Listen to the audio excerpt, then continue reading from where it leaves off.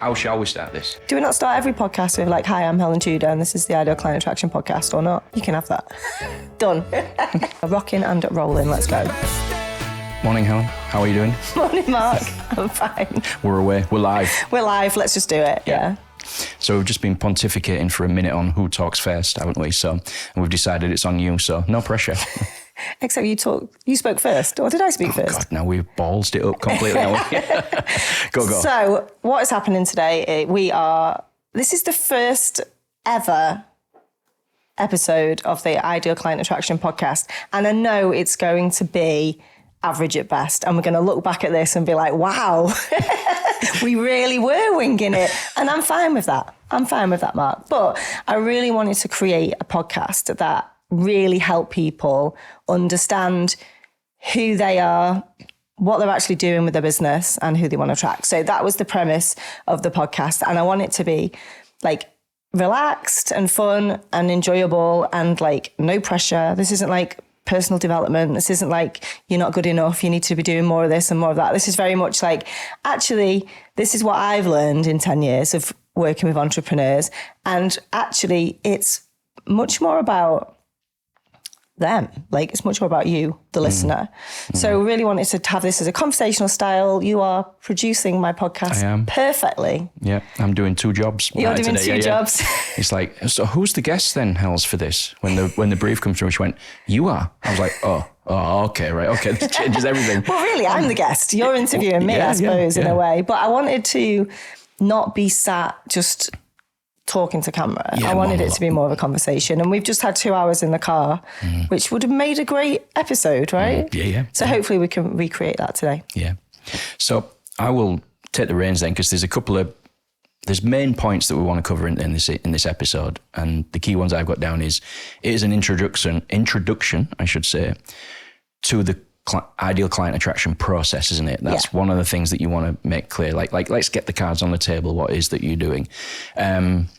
And then the one I'm most interested in is why combining strategy and spirituality is transformative. Because this is what you've been harping on a lot about recently on social media. And people are like, what's Helen up to now? Is she still a LinkedIn lady? Does she still do these 5-day things? Is it like, what is this new change? And I think people are going to be excited about knowing the overview of that, the why, and then, when we get into the bread and butter of it in the other episodes.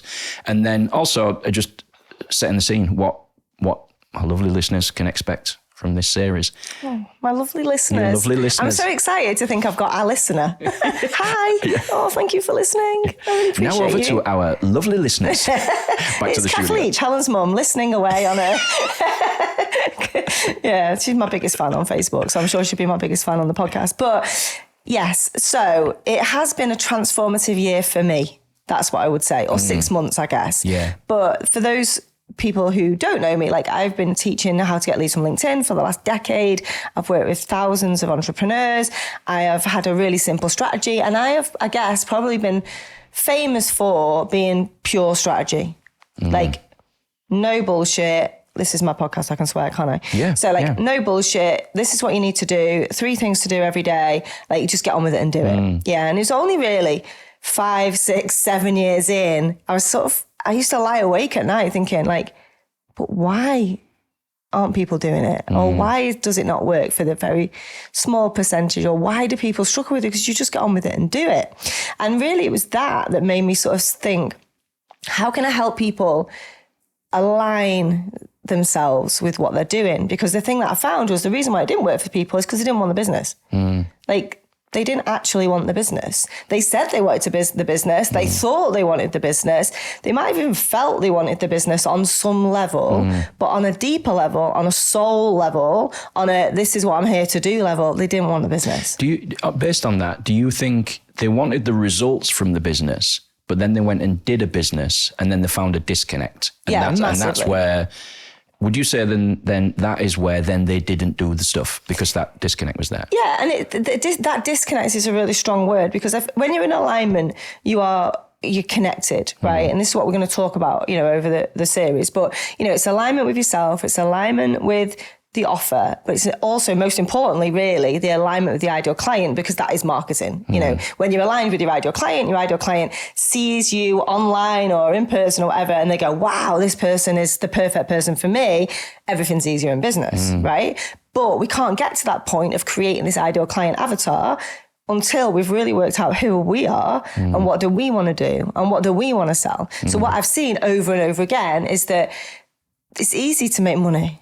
I can make money doing absolutely anything. You know, you tell me what you want to make money doing, we can do it. It's just strategy, you know? It's just understanding your ideal client, putting your offers out, being consistent. You know, there's nothing new about sales and marketing. I've been doing it for 20 years. But when it doesn't work is when it doesn't feel right. And that's when I started to explore this concept of above and below the line. So above the line is where things are tangible. You can see them. Yeah, you know you've got 10 new clients. You know you've made £1 million. You know that it's facts, it's figures, it's data, it's all measurable and tangible, right? And that's what a lot of us focus on. And that's really what I've been focused on. It's like you do these 3 things a day. You actively get out of bed, do your 3 things a day, and this will work. And it does work to a point, but it doesn't work in a way that feels amazing when you don't feel great about who you are, how you're showing up, who your client is. So that's the problem I found. So there will be people then that even get some success from the strategy side of things. Yeah. And then suddenly, why aren't I feeling this anymore? And then results will reflect that, right? Yeah. So below the line is things that you can't put your finger on and say that's a real thing, you know? So it's things that you feel, like things that you think, your emotions, your energy, your feeling of alignment, your feeling of joy, your feeling of like contentment and completeness. When those things, and we see this all the time, we were talking about a friend of mine who, set himself a target to go and make millions of pounds, went and made millions of pounds. And like, we literally went for dinner and I was like, show me your banking app. And he was like, you're the only person in the world who would ask me that. And I'll show you because it's you. And he showed me and he's got, millions of pounds in his bank. And I'm like, why do you look so miserable? And he's like, I just feel so empty. I just feel so lost. It's like I've achieved the thing I wanted to do. And, this isn't some story in a book. This is a real person. And it's similar for me. So when I hit my first $1 million in revenue, something that I've been striving for and trying for and done all the strategy for. And, and I remember it so clearly because I was sat in my little front office room in my house and I added up all my sales on Xero and I put them into the computer, onto the calculator. I ran my P&L, added up the 2 because 2 different businesses. And I was like, that's it. I've done it. I've made over £1 million in 1 year. And I remember just thinking, where's the marching band? Like, where is the confetti falling from the ceiling? Like, where is the feeling? Where's the feeling? This huge, and I was like, and I just had this feeling of sort of, well, yeah, of course I did. I set out to do it and I did it. And that's the entrepreneur's curse, really. It's like we set our goals and we strive for them, we hit them. We're like, well, obviously we did. And if we didn't, we're a complete failure. And if we do, well, we expected to do. And I just remember going, like pushing my chair back, getting up, going into the kitchen and making a cup of tea and just looking at the cat and the cat looking at me. And I'm just thinking like, wow, this is not what I thought it would be like. And I think what was that feeling like then? What did you experience? It was a feeling of contentment and pride in myself and happiness. But it's also that feeling of, well, what now? What next? Because you could get some shit for that. Yeah, do you know what I mean? People I would hate to hear that, by the way. Yeah, for anybody that's super struggling, we'll just go, fucking hell. Anybody that's not super struggling, they've got some income, they're keeping the lights on, they can maybe go get a coffee, have a weekend break, whatever. There's different levels in there to what you can do with your income. But I think the pushback sometimes can be, well, why didn't you appreciate it? But you're not talking about that, are you? Because it sounds like there's appreciation there, because it was around, abundance was around massive you. Appreciation, grateful appreciation for what you've achieved and accomplished. Because you don't just arrive at £1 million because you decided Monday and decide Friday. And all the joy was in the drive, Yeah, it takes its time, doesn't it, to get there? But I think what it is that you're describing is it's not a lack of, because I know you, so I'm biased because I kind of know a bit more about this, and the listeners might be thinking, why is Mark loading this? But I know that you weren't not appreciative. You were grateful, appreciative, proud. You know, there was a sense of accomplishment. However, something was missing. Like something was missing. So here's a question. When had that happened before $1 million, like different benchmarks, like say 50K, 100K, 10K? Yeah, I think so. It's almost like... even monthly, even if you set a monthly revenue target. The first time I did 100K a month, I remember looking at my bank.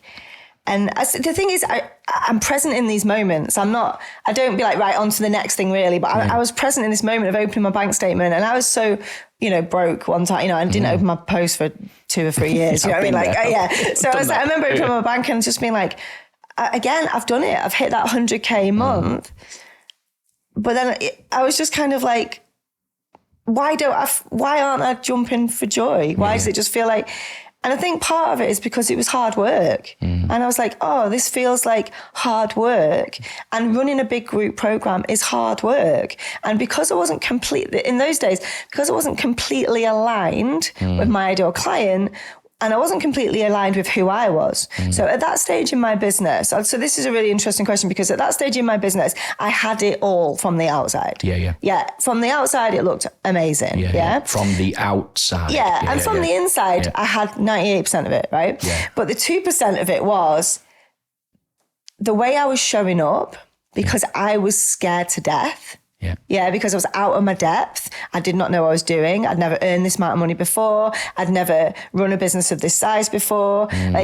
Because I was scared to death, I was showing up in a way that was very, and you know me for a long time, like I was a bit of a dick.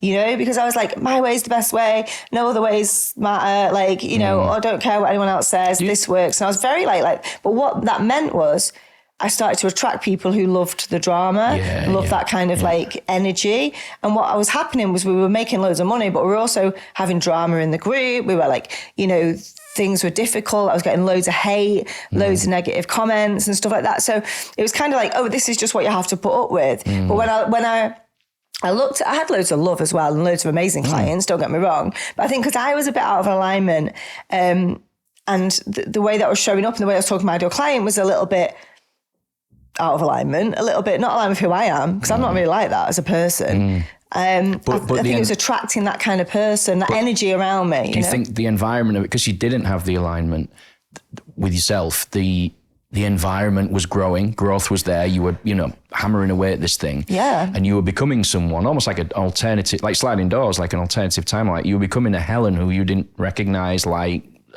not hate, but you know what I mean? Didn't hate, but didn't like... There must have been signals there where you're thinking, hang on, why have I ended up here? Yeah, why am I having an argument with some bloke I don't even know on LinkedIn about my methodology, where he's going on company's house and Google earthing my house and saying that's not where a millionaire lives. And I'm like, I didn't say I was a millionaire. I said I was like, I made £1 million, And then it just felt that it is that thing of like, now you've had the success, everybody wants to kind of drag you down, but part of me was like, cool, drag me down, because that's where I'm safe and that's where I'm used to. Whereas now I have such a different energy in terms of like how I show up and how I feel about stuff. And that reflects back to me and my clients. Yeah. So like my clients that I get now bring me deep joy. But going back, I think this is what people will like to hear. If you do go back to where there was I'm going to use the word, there's a flatness, there's something missing. Like you could feel it. You were like, hang on, I thought it would be something else, and there's some good here, but there's something else, and it's off, it's wrong, it's flat, it's weird, it's different. But I think it just didn't feel right to you. It didn't feel like how you feel now with this alignment, because we're here today, it's 2025, and you know about this. 2025. You know about this new alignment that you've got. You're embodying it now, right? Yeah. So you're aware of that. But going back then, and this is where I think the listeners will relate, they'll have accomplished things and thought, oh, is this it? You know, like, I mean, don't get me wrong, I'm not saying everybody does this or whinges or isn't grateful. No, that's not what I'm saying. I'm saying sometimes you can achieve these things and go, I thought it would be different to this. I wasn't expecting this, or I thought it would be something else. If we're not careful though, if we don't use that, I think what I'm hearing here is if you don't use that as a junction point to go under that or through that, find out why is that? Mm-hmm. Why did I feel that way? I think what we're saying is you've discovered what that is. And the other thing I want to sort of just come back to as well is you said about hard work, like get to whatever it was, a 10 grand month or 100K benchmark, whatever, stake in the sand.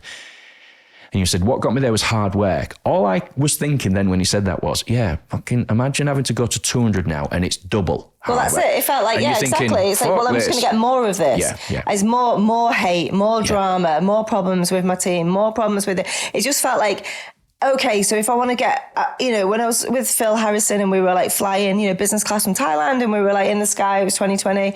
As we landed, it became lockdown. But, we were talking about 5 million as the next target. And if I actually look at now as an entrepreneur, at that version of me, that would have broken everything.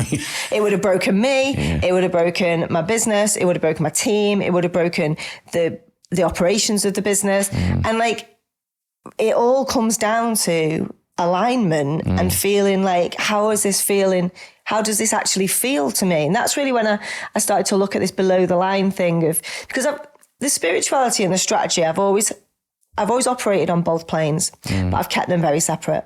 So I've always been very strategic. And, when I started my business, it was all like, I'm a single mom, out my way. It's about me and the kids and I'm here to make some money and I don't give a shit, blah, blah, blah. So that was my energy and it got me a long way, right?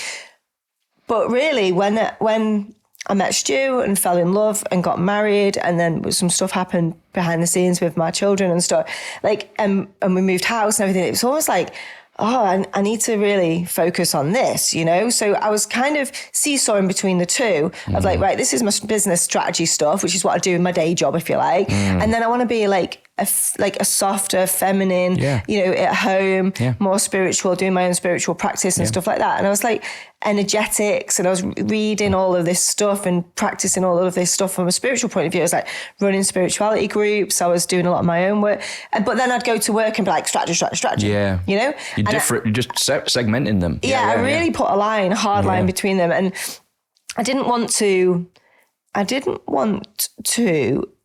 dim the strategy by bringing in the spirituality. I also didn't want to dim the spirituality by bringing in the strategy. So like you wanted to find a nice equilibrium, like a balance between the two. Absolutely, which is where I've kind of worked with this above and below, negative, positive. So it's like there'll be a graphic somewhere, I'm sure, but there's this duality of dark, light, masculine, feminine, but the positive, negative, but they all, the spirituality supports the strategy. And I think without that, the strategy feels hollow. If you're not working on your own mindset, your own energetics, your own soul, and connecting in every day with who you are and what you're trying to do here and who you're trying to serve, the strategy will take you so far, but you will feel empty. You get them empty feelings at the milestone. I think, in my opinion. Other opinions are available. Do you think there are...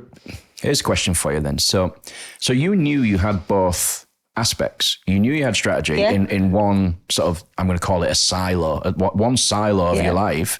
You just boxed it off. Like, here's who I am in this silo, and this is what I do. Yeah. You know what I mean? So it's like who you be, who you are, what you do, all that kind of language around that. But then there's the same for home, because I was thinking, at home, your mum, it's nest, it's the, the I always think, they say a dog makes a house a home, and I go, well, actually, I think it's usually a mum. Forgive me, God, if you're a gay couple and you two men, whatever. I don't want to go down that route, but I grew up in mum made the house a home. My wife, Lynn, makes the house a home. She, manages all of that.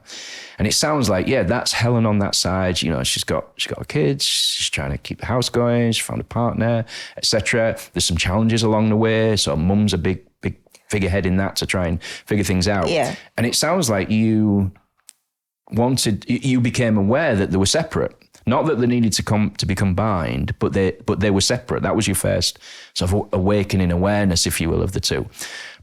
But would I be right in saying that there are some people, they're not even aware that there's this below the line arena where they might even just toss it off as, you got to do a bit of mindset, or it's a bit of personal development, or read another book. And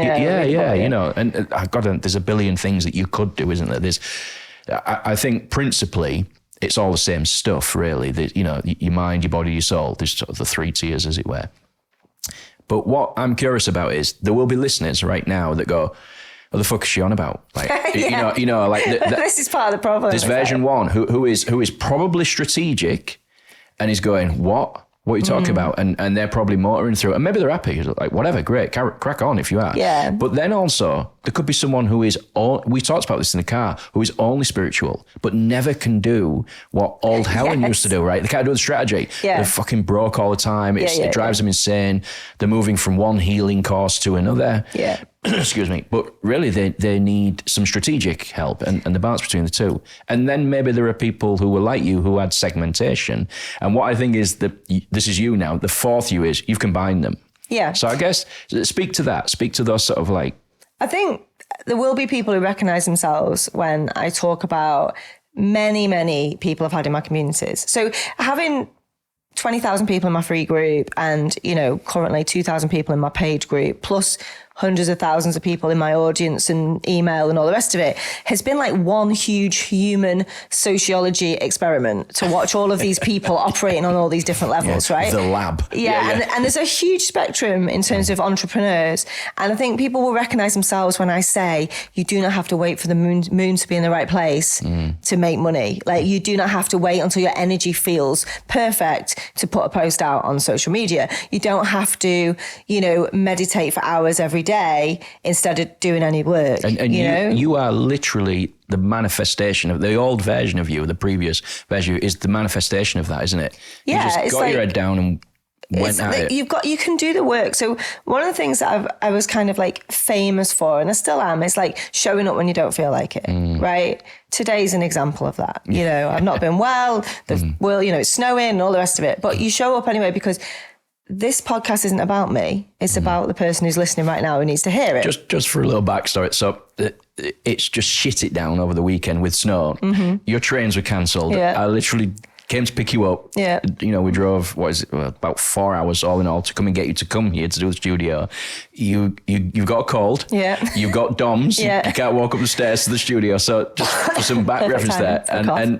And you even sent a message to me at 2 a.m. saying, Mark, I don't think we're going to be able to do it. I'm so sorry. Yeah. I'll pay for the studio time, blah, blah, blah, all these things. Yeah, I'm like, oh yeah, you are the person that shows up when you don't feel like, because you're sat here after all of that in the last 24 hours, There's a million reasons not to do things. And I've seen every excuse under the sun from entrepreneurs of why they've not done the 3 things a day. And spirituality can really feed into that. And that I don't, it doesn't feel right today. I'm going to have a self-care day. I'm going to wait until my hormones are in the right place. I'm going to wait until my energy feels good. I'm only going to do things that feel good, right? That is just not the real world, in my opinion. The real world is we do the things we need to do, no matter how we're feeling or what's going on. But we can use all of that stuff to support it, so that when you're feeling great and you're feeling aligned and you are sure about who you are and what you're doing, that showing up even when you don't feel like it becomes a lot easier, because you're not thinking, well, what am I posting about today? What do I need to say today to my clients? Like, how do I need to write this offer? How do I need to, put this funnel together, whatever it is you're doing, the things that are no fun for anyone, do I want to show up every single day, no matter what, with all of the stuff that's gone on with me and my family and all the stuff that's gone behind the scenes? Absolutely not. I've been in tears a minute before I've gone to do a live. I've done, 3 podcasts back to back in America at some ungodly hour. I've done, hours and hours of showing up when I'm not feeling like it. So there's definitely, the strategy is the important part of running a business, but the spirituality and the alignment and the energetics and the feelings, the emotions, when we can get that right and work with that, so that we are very clear on who we are, who we're here to help, how we're here to help them, what we're going to sell them, then we can show up when we don't feel like it in a much easier and more aligned way. So it's about using the 2 things together and not using how you feel as an excuse to not do the work, but also not using the work as an excuse to how it makes you feel.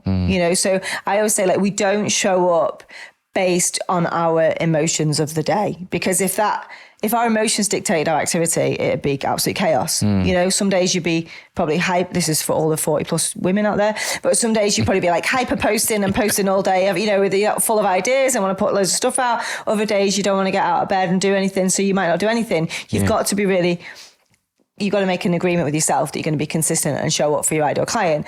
But when you've got an alignment with yourself and your client and your offer, which is what this podcast is about, it's like then an intervention. all this becomes easier. This is an intervention into those. We know later down the line we're not going to feel like doing something. Yeah, of course. It's like it's going to happen, right? Yeah. And I think what I'm hearing is this is a proactive intervention that you can do. And we'll get into the nuts and bolts of how simple it actually is, you know, to do this. Where you go, let me phrase this correctly. It's not as often that I don't feel like showing up. Or even if that little essence of, I don't feel like doing this today. I don't feel like doing this today. I don't feel like doing that. But it's not as bad as it used to be now that I've got this what did you call it again? Under the line. Yeah, above the line, above and the line, below the line. line, positive, negative, Yeah, this spiritual practice, as it were, because you refer to it as that, don't you? You refer to it as a spiritual practice. Yeah, ideal client attraction is a spiritual practice. Is the Here's something I want to ask, just for because I'm mad on the definitions of things, as it were.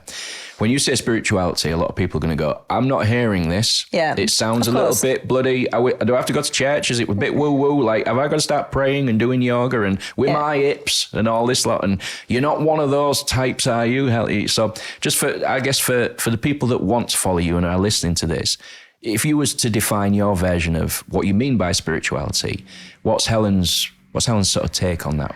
Because I know what it is. I've heard you say it, and I know what other people think of spirituality. That's why I want you to define it. Yeah, so for me, it's making spirituality really accessible and quick, because I ain't got time for that. I ain't got time for hours of meditating or going on week-long retreats or, you know, ice baths or going up a mountain. Like, I just haven't got time for that. I'm really busy. I've got, 4 kids, 2 cats, a dog, 7 businesses or whatever. So, like, this is a daily practice, a 1 to 3 minute practice max. Do it anywhere, anytime, any place.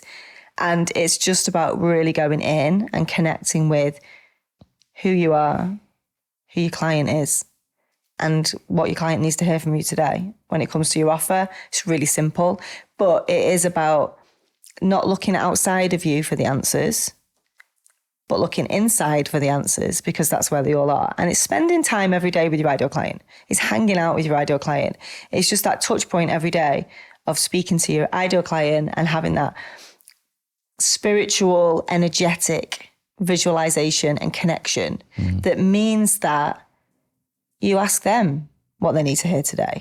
You ask them, what do you need to hear from me today to feel safe that I'm the person to help you with your problems, which is what business is. This is very different, isn't it, to I've been on training courses before where they do it and they draw a quadrant, what magazine do they buy, what car do they drive, and then you do it and afterwards you go, I don't feel any different. I don't feel connected to this in any way. I get the exercise and I get, what is it? You have demographics and psychographics. Which is all important. We'll talk about that in another episode. The demographics are important. Yeah, I'm not disputing that. There's a place for all of that. And I think they do have their place, because I think it all layers into, part of this. But what you're talking about is really getting into the phrase I use, it's a song by a band, seeing the world through their eyes vicariously, almost like living through them to some degree. That's what it feels like to me. Because I said to you in the car on the way here yesterday, I said, when I read your posts, I can tell when you're doing this, massively. And I'm not even the target. For one, I'm a man, and I know you're writing to a woman a lot of the times. I know you've given her a name, haven't you? We might come across that later. But I said, look, because I'm monitoring it, because I'm helping you with this stuff, so I'm trying to understand it all the time, and I followed you for years anyway. But I can tell, I can feel it. Yeah, I'm not just reading the words. I'm like, Jesus Christ, I can almost become who she is and go, wow, I feel like I can't remember all the specifics, but I feel like the woman in corporate that's feeling a bit fucked off and pissed off and is this it? Is this all life is? And I'm like, wow. But what I love about it is, because we said this in the car as well. I said, why did I hear that? And because your avatar is different to me. And this is where I think the objections come in, because they go, oh, well, what if it's only one person and that person not out there?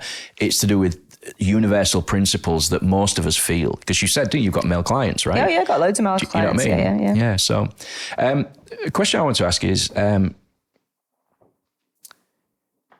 I've got it written down here. How does your approach differ from traditional client attraction methods? So the way that I do ideal client avatar work is pretty unique. And I know this because I actually created it through my work in recruitment. So it's and we'll talk about this in another episode, but the way I actually map out ideal client avatars is quite unique, and it's a very simple process. But that process is easy for anyone to do and understand. And it might not be miles off how other people do it. I don't know, because I never look how other people do stuff, because it just fries my brain. So I like focus on what I'm doing. And for me, it's about mapping out this ideal client using my process, understanding what it is about your offer that's going to be really attractive to that client. So instead of just saying, well, this is the person, it's like, well, this is the person and this is where they're at and this is where they're going to be after they've given me the money and done the work. Then really getting the ideal client work to help you as an entrepreneur understand the value that you bring and the person you really want to connect with, because they're going to make you better. It sounds like that's more of a story. There's a timeline and a story and a... This is, ideal client is not about the ideal client. Ideal client is about the person who's doing the ideal client work. And it's about really understanding who you are as an entrepreneur. And your ideal client is a manifestation I think that's of the way difference. that you want to work. That's the difference in it, that my key was, what is it that's different to yours from the traditional approach? And you just summed it up there. It's about the person doing the 100%. work. It's about the person. And that's really what I've discovered by doing the work much more intensively over the last sort of 6 to 12 months, is that it's the ideal client is irrelevant.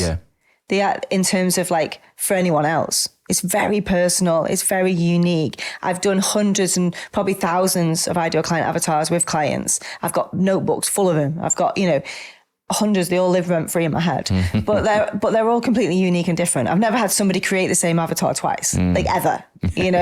We do get a lot of Daves, but we don't, and a lot of Emmas, but we don't get a lot of. I've never had somebody create the same person twice. And that's the point, because they're a reflection, they're a mirror, they're a manifestation of who is going to make you a better entrepreneur, who's going to make you feel amazing, who's going to make you feel, as you leave that space of working with that client, like you're better just for them being in it. And really, one of the things that I want to talk about in the next episode is about how it's not you, it is them. So when you have a run of bad clients, it can really impact you as an entrepreneur and it can make you really doubt yourself. But when you have a run of great clients, it can make you feel $1 million and 10 foot tall and nothing's changed except the person in front of you. And that is what I want people to really take away from this, is that you are a fantastic entrepreneur. You are here to do great work in the world. And all you need to magnify this magnificence that you already have is the right people in front of you. That's what I want people to take away. And we start by creating a vision of that person, and then we create an avatar of that person, but then we connect with them every day so that the universe can bring them to us. So there's no disconnect. It's great. To wrap up, because we're going to keep these to about 30 minutes. So what can listeners expect from the coming episodes? I think we mapped out this is a little season in it. We've got 12 that we've mapped out. So ladies and gentlemen, there's 12. There's 12. There's 11 to go. Feel free to binge though. Yeah. Binge watch and subscribe. Listen. Got to say that, haven't I? And subscribe. Like and subscribe. Like and subscribe. Look at us, nearly 40, 50-year-old. Click the like button. Smash that. Now. Smash that like button. We've done one episode and now I'm a podcasting expert. So, but what can they expect? So just sort of outlining this. So I want to give people really practical tips, because I'm strategic at heart. I'm still 50% strategic and 50% spiritual. So hopefully we'll cover strategic stuff as well as the spiritual stuff. I really want people to understand the practice. And they'll be interspersed with us going massively off topic, I'm sure. My own personal stories, because I'm a natural oversharer. So this is a great platform for me. People learn the most from stories, so there's no problem with that. I've got loads of them. I've got decades of stories of entrepreneurs. And really, I want this to be almost like my love letter to all of those people that I've met who are struggling, who don't need to struggle. They just need to do this exercise and this practice, and everything will change. And I know that to be true because I've seen the evidence with my very eyes over and over and over again. So I wouldn't say that with confidence if I didn't have evidence. It was a theory. Now it's the truth, you know? So I'm really excited to bring this to the world in general. And I want everybody to be doing their daily I want everybody to be doing their daily practice, connecting with their ideal client every day for 3 minutes or less. That is the big outcome for this. Love it. Love Thanks, it. Love Mark. it. Great. We pontificated about, you said, I don't know if I want to put this in to end. And I'm going to bring it up now and see what we do. And if we don't like this, we will. Yeah, if you're hearing this, but then we decided to keep it in. But it's strategy, Helen, isn't it? It's like Helen the strategic. It says, I've got written down here, main takeaway action points. If somebody does want to do something, I'm just going to read this out. Reflect on your current client attraction strategy and write down what you feel is missing. Just expand on that a little bit before we wrap up. So I think what a really cool thing to do, if people are like paper and pen kind of person, give me something homework, right? And I know a lot of my ideal clients are, right? Because they're high achievers and they love to bring their homework. They are you. They love it. They love a task, right? So a really strong thing to do is have a look at your client list. Maybe your last 10, 20 clients, right? Write them all down on a piece of paper and we're going to do an audit, right? So I want you to write down a few things you're going to mark them out of 10 for. So this will be personal to you, but it could be like, do they pay on time? Do they turn up and do the work? Do they make you feel good? Would you go for a drink with them? Like, sort of red flag, green flag stuff. Yeah. And I want you to give them all a mark out of 10 and then give them a red, amber, green. So if they're, under a certain level, they're red, middle, amber, top green. And then I want you to spend some time in service of that energy. So I want you to connect in with those people that are in the red. And feel how they make you feel. So on the above the line way, they don't pay on time. They're always late. They never do the work. They're always moaning, right? I get it, right? We've all had crap clients, but on a below the line, how do they make you feel? Well, they make me feel like I'm not doing a good job. Like I'm, get really frustrated. It makes me feel like energetically really low. I don't like seeing their name in my diary. Like I'm really connecting above and below. Like what is it that makes this a red flag client? Then what I want you to do is fire them. Okay. You're welcome. So send them a simple email that just says, I'm taking my business another direction. Thank you very much for your business. Our last appointment will be on XYZ, right? And just fire them and get rid. Yeah. Then I want you to have a look at your amber clients and again, do the same process. What is it above the line tangibly that makes them an amber client? So they might be dead good fun, but they're still crap at paying. Or they might pay all the time, but you've got a misalignment of values. So but you can deal with it, you can deal with it. Maybe they pay you loads of money. So like that puts them into amber, but really they're in the red. But they pay you so much money that you're going to forgive them. So like the ambers are really interesting sort of pond to swim in energetically, but just close your eyes and connect in with those clients. And again, above the line, tangibly, what makes them an amber client, but how do they make you feel? And usually how an amber client makes you feel is confused. Yeah. Wow. It's a bit like, like a relationship that's not bad enough to leave. It's not bad enough to leave, but it's not good enough to really feel joy. She'll do for now. He'll do for now. Yeah, it's like, So there can be a bit of a holding client. So, but have fun with it and just think, and then think, how can I move these clients up to green? Is it a conversation, things that you can control? So is there a conversation to be had that says, look, I love having you as a client, but you've got to start paying on time, And again, this is a simple email message, This is great. Hi, Dave. I've loved having you as a client for the last 3 months, 6 months, 12 months.